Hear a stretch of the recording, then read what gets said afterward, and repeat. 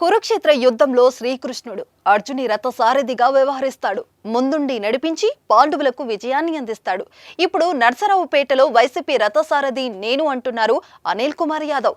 ఆయన శ్రీకృష్ణుడిగా మారిపోయారు. కురుక్షేత్రంలో శ్రీకృష్ణుడు నడిపిన లాంటి రథంపై ఎన్నికలకు ప్రచారం చేశారు.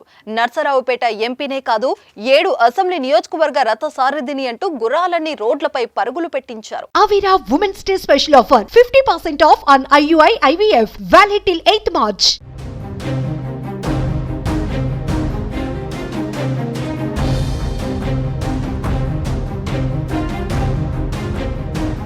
పంతం నీదా నాదా సై అంటూ ఏపీలో ఎన్నికలు యుద్ధాన్ని తలపిస్తున్నాయి. ఎన్నికల తేదీ ఇంకా రాకముందే రాజకీయం రణరంగంగా మారింది. విజయం కోసం ప్రతిపక్షాలు విపక్షాలు విశ్వ ప్రయత్నం చేస్తున్నాయి. పోటాపోటీ హామీలతో పాటు ప్రచారాలతో హీటు పుట్టిస్తున్నాయి. జెండాలు జత కట్టడమే మీ అజెండా, జనం గుండెల్లో గుడి కట్టడమే నా అజెండా అంటున్నారు జగన్. వచ్చే ఎన్నికలను కురుక్షేత్రంతో పోలుస్తున్నారు. ప్రతిపక్షాలన్నీ కలిసి కౌరవుల్లా యుద్ధానికి వస్తున్న ఎన్నికల యుద్ధంలో పాండవులైన తమదే విజయమంటున్నారు సీఎం. నేతలు కూడా తమ ప్రచారంలో బిజీగా అయిపోయారు.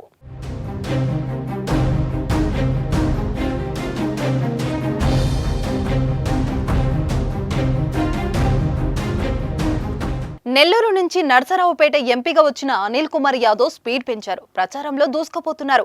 అమరావతి మండలం నెమలికల్లులో ఆయన గురువారం పర్యటించారు. గుర్రపు రథంపై స్వారీ చేస్తూ ప్రచారం నిర్వహించారు. ఆ రథంలో ఎమ్మెల్యే నంబూరు శంకరరావు ప్రయాణించారు.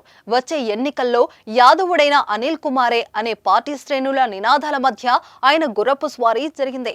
అనంతరం పలు అభివృద్ధి పనులను ప్రారంభించారు. నర్సరావుపేట సిట్టింగ్ ఎంపీ లావు కృష్ణ దేవరాయలు వైఎస్ఆర్సీపీకి రాజీనామా చేసిన నేపథ్యంలో అనిల్ కుమార్ యాదవ్ పల్నాడు బరిలో దించారు సీఎం జగన్. ఈ నియోజకవర్గంలో యాదవులు ఎక్కువ సంఖ్యలో ఉండడంతో అనిల్ ను బరిలోకి ఈ సీటు కట్టబెట్టారు. దీంతో నెల్లూరు సిటీ నుంచి నర్సరావుపేటలో అనిల్ కుమార్ యాదవ్ అడుగుపెట్టారు. అధిష్టానం నిర్ణయం మేరకు నర్సరావుపేట నుంచి అనిల్ దూకుడుగా ముందుకెళ్తున్నారు. టీడీపీ జనసేనపై మీసం మెలేస్తూ విమర్శలు ఎక్కుపెడుతున్నారు.